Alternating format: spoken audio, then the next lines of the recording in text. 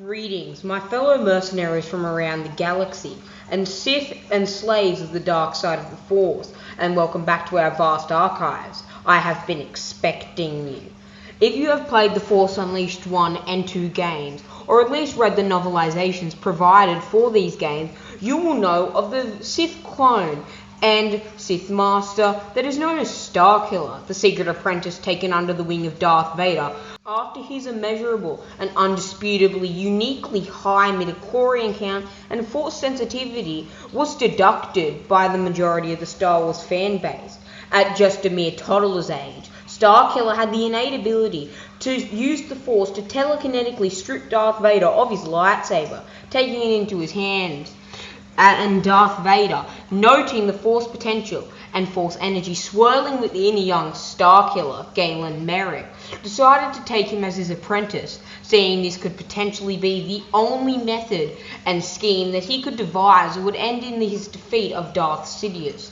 Starkiller was trained in a brutal method, constantly eclipsing his full potential, and what we think to be his full potential, being condemned to dark practices, being forced on a lightsaber droid called Proxy, who had formed and mastered avatars in the form of acclaimed Jedi such as Obi-Wan Kenobi. Starkiller honed and perfected his lightsaber skills and Force abilities to the point in the Force Unleashed 1 he was able to beat and effortlessly dominate Darth Vader, stripping him of a majority of his armor and even his helmet. However, this was post and most powerful version of Darth Vader, as Darth Vader, according to a numerous amount of sources, would reach his apex of power in the dark side in Return of the Jedi. One of the main reasons I believe he could have defeated Luke on a normal day if it was not his son. Starkiller was an incredibly powerful Sith apprentice, and his clone, an even more powerful version of Galen Merrick, who was explored in The Force Unleashed 2, was not that bad either. Their immeasurable power, with a midichlorian count eclipsing that of Yoda's, Emperor Palpatine's, Exar Kun's, and some have even speculated to be in the range of 24,000.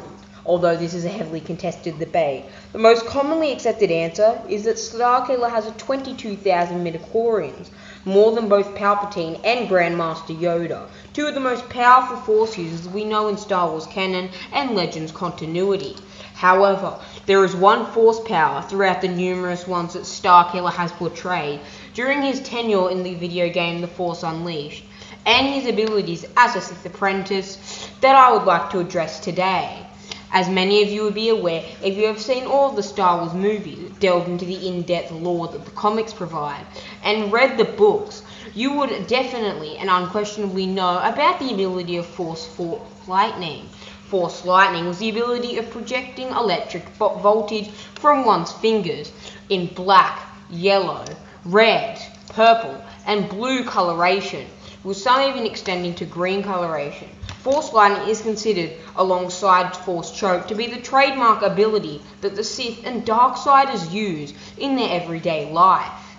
The dark side of the Force is a pathway to many abilities that some consider to be unnatural, and Starkiller certainly mastered this, although he was believed to have used one of the weaker variations of Force Lightning, that being Blue Lightning, inferior to Purple, due to the rage and pure hate coursing through Starkiller's bones and his veins, an emotion that is stated to fuel the potency of one's Force Lightning.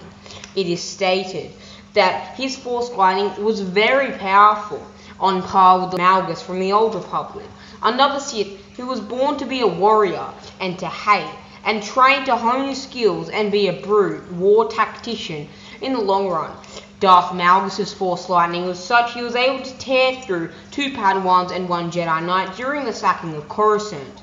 At his essential peak in power, Darth Malgus was very similar to Starkiller. Despite having a weaker variation and color of Force Lightning, he still possessed the ability to use it extremely well, and some would even argue in one of the most powerful Force Lightning users of all time, although this is highly up for debate, and I will allow the comment section to explore this. However, Starkiller was able to craft and perfect his own Force Lightning technique, an ability that was on par with Darth Krayt's Dark Transfer and Palpatine's ferocious Force Storm, as one of the most powerful dark side abilities in all of Star Wars lore. So, before we delve into the mysteries and cryptic nature, and unopen another holocron revolving around the subject of Sith Seeker, before we continue, my friends and acolytes, I would like to implore you to strike down the subscribe button and use the Force to strike down and electrocute the notification bell if you like the daily Star Wars lore that I am producing. Be sure to ascend to the rank of Master and fulfill your destiny. With that out of the way, acolytes, let's begin. Sith Seeker was a very uncontrollable and untamable form of Force Push. Force Push being a staple ability for many dark side and light side and generally just Force wielders. The Force user blasted the target with a powerful burst of kinetic energy, sending the object through the air. The user then generated a large ball and spherical form of uncontrollable and untethered Force Lightning, sparking out in veins. The Force user allowed the lightning to course through their veins, allowing it to expand freely until it was no longer under the wielder's, his or her control. They would then use the Force to blast a Force Lightning ball after the target, hence Sith Seeker. The lightning exploded on impact with an opponent or object, most likely eviscerating and completely incinerating them, or at the very least, shearing off all their skin and melting their organs to the point of pure incineration. The only known practitioner of Sith Seeker was one Galen Merrick.